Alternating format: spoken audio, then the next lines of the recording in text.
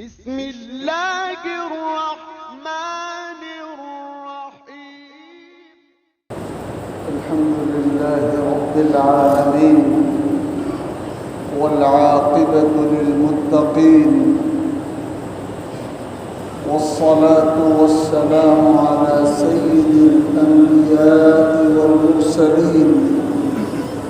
وعلى آله وصحبه أجمعين. أما بعد فأعوذ بالله من الشيطان الرجيم. بسم الله الرحمن الرحيم. يا بني آدم قد أنزلنا عليكم لباسا يواري سوآتكم وريشا ولباس التقوى ذلك خير. صدق الله ربنا العلي العظيم. وقال عليه الصلاة والسلام: ما أسفل من الكعبين من الإزار فهو في النار. صدق رسول الله صلى الله عليه وسلم. بزرگوں اور بھائیوں، اللہ رب العزت نے جو بے شمار اور عظیم الشان نعمتیں ہم کو اور آپ کو عطا فرمائی ہیں، ان نعمتوں میں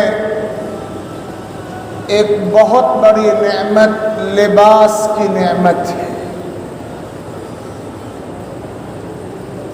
انسان کے تن بدن پر جو پوشاک، جو کپڑا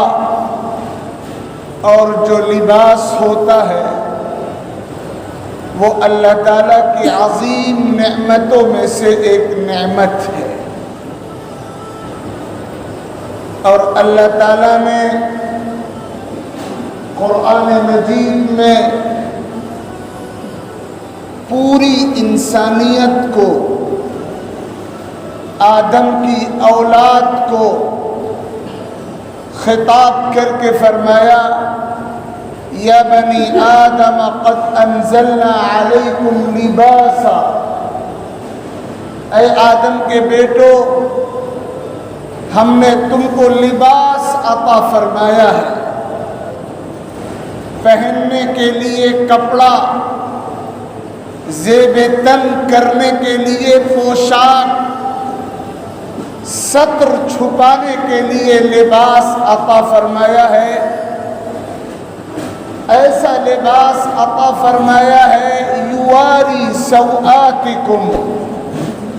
جو تمہاری شرمگاہوں کو چھپاتا ہے، تمہارے جسم کے ان حصوں کو چھپاتا ہے جن کو دوسروں سے چھپایا جانا ضروری ہے۔ اور آگے فرمایا وریشا، اور اس کے ساتھ ساتھ یہ لباس تمہارے لیے زینت کا، خوبصورتی کا، تمہاری شخصیت کو پرکشش بنانے کا بہت اعلیٰ درجے کا ذریعہ ہے۔ وَلِبَاسُ التَّقْوَى ذَلِكَ خَيْرٌ، اللہ کو وہی لباس پسند ہے جو تقوی کا لباس ہو، نیکی کا لباس ہو، سنت کے مطابق ہو، ہر دور کے اللہ کے نیک بندوں کے طریقے کے مطابق۔ لباس اللہ تعالیٰ کی نعمت ہے، اور جس کو یہ نعمت حاصل ہے اس کی زبان اللہ تعالیٰ کا جتنا شکر ادا کرے کم ہے۔ فرمایا گیا احادیث مبارکہ میں کہ جس کو لباس کی نعمت حاصل ہو، اس کی ذمہ داری ہے کہ وہ ان لوگوں کے لباس کا انتظام کرے جن کو یہ نعمت حاصل نہیں ہے۔ فرمایا گیا من کسا مسلما علی عری البسہ اللہ من لباس الجنہ، جو کسی ایسے مسلمان کو لباس پہنائے جسے لباس کی ضرورت ہے، تو ایسے شخص کو اللہ تعالیٰ جنت کا لباس پہنا کر رہیں گے۔ فرمایا من ستر مسلما سترہ اللہ فی الدنیا والآخرہ۔ اس حدیث پاک کا ایک مفہوم یہ بھی ہے کہ جو کسی مسلمان کے لیے لباس کا انتظام کرتا ہے، اللہ تعالیٰ دنیا میں بھی اس کے لیے لباس کا انتظام کریں گے اور آخرت میں بھی اس کو لباس عنایت فرمائیں گے۔ یاد رکھا جائے، اللہ رب العزت نے انسان کے جسم میں کچھ حصے ایسے بنائے ہیں کہ ان حصوں کا چھپائے رکھنا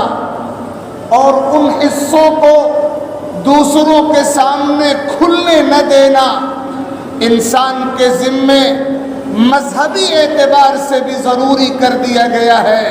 اور عقلی اعتبار سے بھی ضروری کر دیا گیا ہے اور اخلاقی اور سماجی زندگی کے اصول کے لحاظ سے بھی ضروری کر دیا گیا ہے۔ مرد کے جسم کا وہ حصہ جو ناف سے لے کر گھٹنے کے درمیان ہوتا ہے، ناف سے لے کر گھٹنے کے درمیانی حصے کو ستر، شرمگاہ قرار دیا گیا ہے اور اس کے چھپانے کو فرض قرار دیا گیا ہے، اور یہ طے کر دیا گیا ہے کہ اگر یہ حصہ یا اس پورے حصے میں سے کوئی جز کھلا رہ گیا تو جو نماز بندہ اس حالت میں ادا کرے گا وہ نماز درست نہیں۔ نماز کے صحیح ہونے کی شرط یہ ہے کہ جسم کا یہ حصہ چھپا رہے۔ تو جسم کا یہ حصہ، مرد کے جسم کا یہ حصہ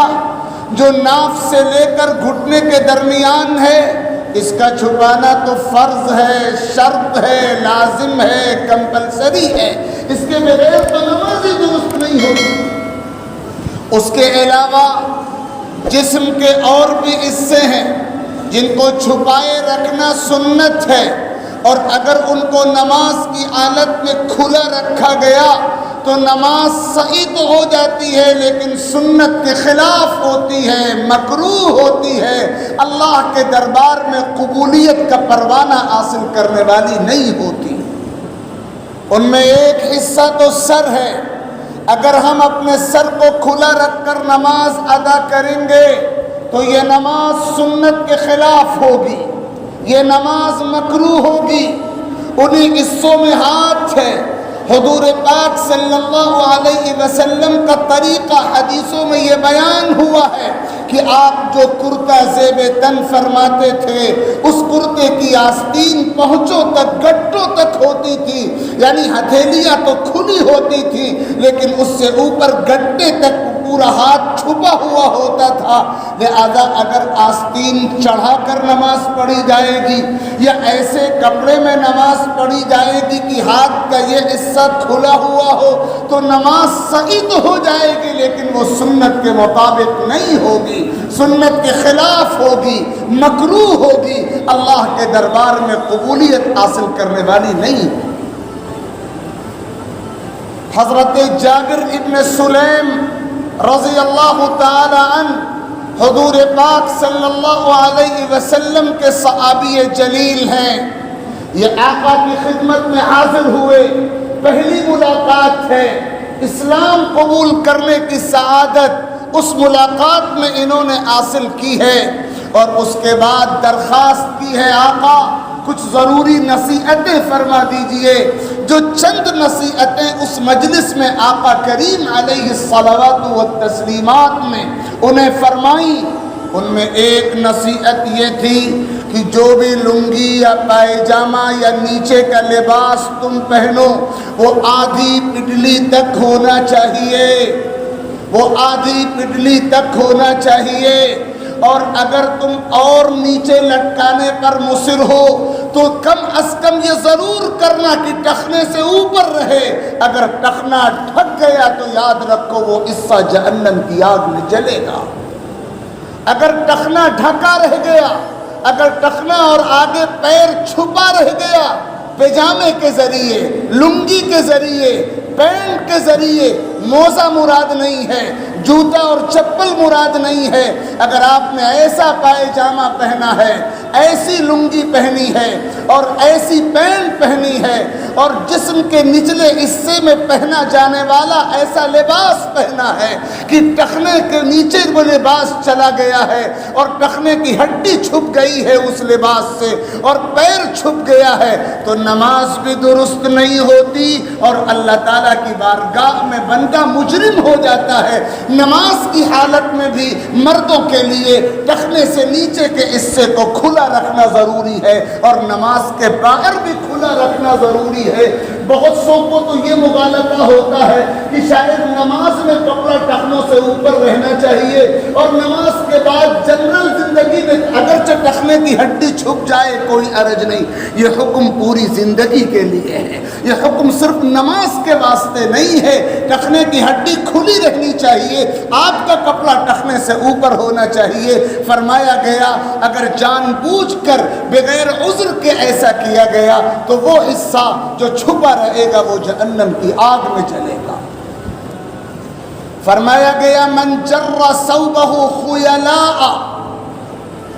جو اپنا کپڑا تکبر کی وجہ سے نیچے لٹکائے رکھتا ہے، جان بوجھ کر یہ عمل کرتا ہے، اللہ تعالیٰ قیامت کے دن اس کی طرف رحمت کی نگاہ بھی نہیں فرمائیں گے اور اللہ تعالیٰ اس کو گناہوں سے پاک و صاف بھی نہیں کریں گے اور اللہ تعالیٰ اپنی رحمتوں میں اس کو حصہ بھی عطا نہیں فرمائیں گے، بلکہ اس کے مقدر میں بدترین عذاب آ کر رہے گا۔